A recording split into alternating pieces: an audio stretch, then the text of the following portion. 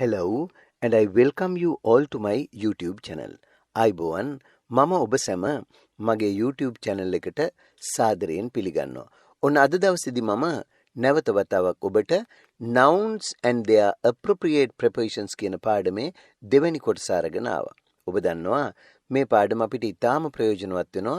මෙහිදී අපි විශේෂ නාමපද සමග යෙදෙන විශේෂ නිපාත පද පිළිබඳව ඉගෙන ගන්න නිසා. ඉතින් එහෙමනම් අදත් පාඩම පටන් ගන්න මත්තෙන් මම ඔබෙන් ඉල්ලා සිටිනවා ඔබ තාමත් මගේ channel එක subscribe කරලා නැත්නම් දැම්මම subscribe කරලා පාඩම අවසන් වෙනකම් බලන්න. ඔබට තවත් නිපාත පද කීපයක් විශේෂ නාමපද සමග යෙදෙන ආකාරයේ ඉගෙන ගන්න අවස්ථාවක් ලැබෙනවා. Welcome to Jayatissa Athaudahetti YouTube channel. හොඳයි බලන්න පළවෙනි එක. Fear of something. යමකට බිය ඇතිව යම් දෙයකට බිය වෙනවා කියන එකයි.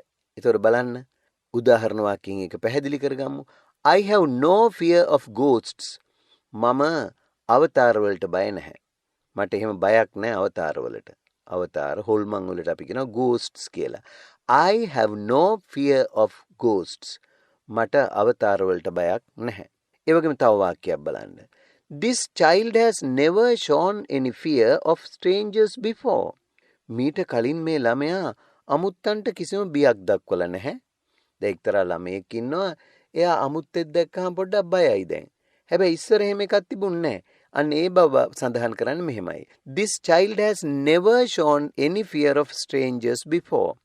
මීට කලින් මේ ළමයා අමුත්තන්ට කිසිම බයක් දක්වලා නැහැ. මේ බලන්න ඊළඟ එක. Search for someone or something.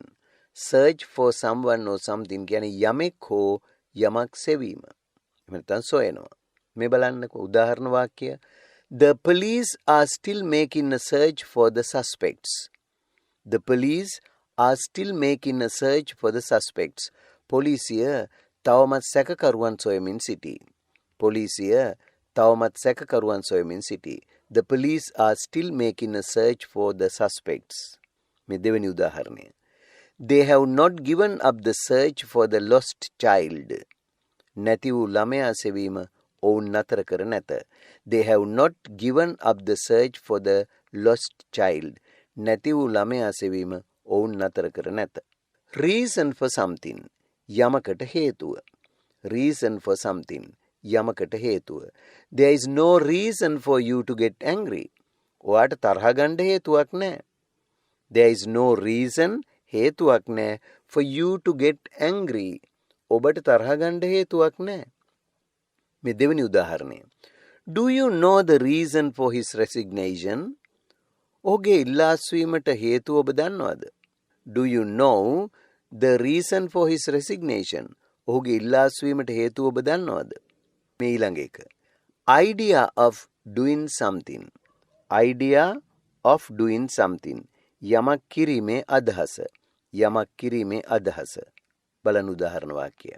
He must have come with the idea of talking about that problem. He must have come with the idea of talking about that problem. ඒ ගැටලුව ගැන කතා කරගන්න අදහසින්ම ඔහු එන්න ඇති. He must have come. ඔහු එන්නම ඇත්තේ with the idea of talking about that problem. ඒ ප්‍රශ්නය ඒ ගැටලුව ගැන කතා කරගන්න අදහසින්. මේ දෙවෙනි උදාහරණය. Have you an idea of going abroad? ඔබට පිටරට යෑමේ අදහසක් තියෙනවද? Have you any idea of going abroad? ඔයාට පිටරට යෑමේ කිසිම අදහසක් තියෙනවද? Next one. ඊළඟ එක බලන්න. Attention to something. යමකට අවධානය යොමු කරනවා. Attention to something. මේ බලන්න උදාහරණ වාක්‍යය. Why don't you pay your attention to your studies? ඔයාගේ අධ්‍යාපන කටයුතු අවධානය යොමු නොකරන්නේ ඇයි? Why don't you pay your attention to your studies? ඔබගේ අධ්‍යාපන කටයුතු වලට අවධානය යොමු නොකරන්නේ ඇයි? Why don't you pay your attention to your studies? මේ ඊළඟ උදාහරණය. Please pay attention to what I am talking.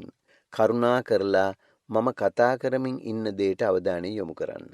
Please pay attention to what I am talking. කරුණා කරලා please pay attention අවධානය යොමු කරන්න to what I am talking. මම මේ කතා කරන දේට. මීළඟ එක. thirst for something. යමකට ඇති දැඩි ආශාව එහෙම නැත්නම් පිපාසය කියලා. thirst කියන්නේ පිපාසයටනේ. thirst for something. යමකට ඇති දැඩි ආශාව එහෙම නැත්නම් පිපාසය. මේ බලන්න. There is a great thirst for English in the country now. රට තුල දැන් ඉංග්‍රීසිය සඳහා දැඩි පිපාසයක් ඇත. ඒ කියන්නේ දැඩි ආශාවක් තියෙන ඉංග්‍රීසි ඉගෙන ගන්න රට තුල. There is a great thirst.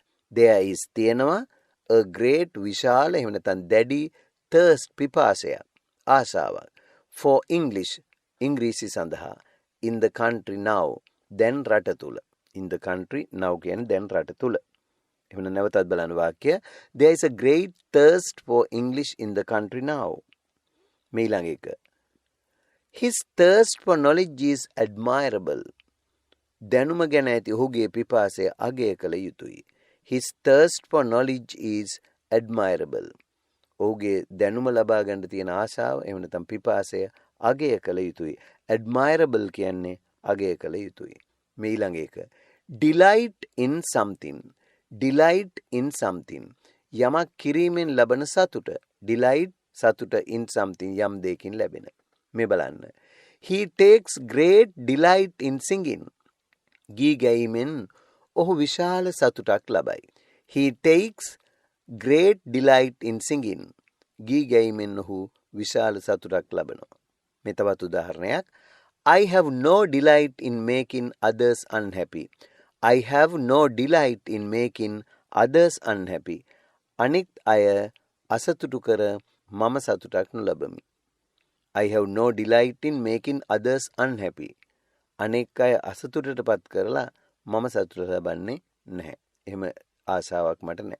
I have no delight in making others unhappy.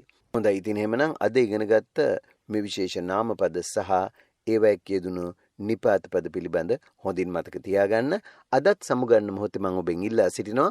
ඔබ තාමත් මගේ channel එක subscribe කරලා නැත්නම් දැම්මම subscribe කරන්න, like එකකුත් දාලා මේ වීඩියෝ ඔබේ යහළු යෙලිය සමග share කරගන්න. ඒ වගේම මේ පාඩම් පිළිබඳව ඔබේ අදහස්, උදහස්, යෝජනා, ඒ වගේම චෝදනා වුණත් තිබෙනවා නම් පහළ comments වල දාන්නත් අමතක කරන්න එපා. ඉතින් ආයෙත් දවසක තවත් නිපාත පද පාඩමකින් ඔබ හමුවට එන බලාපොරොත්තුෙන් අදට සමුගන්නවා. Goodbye and good luck.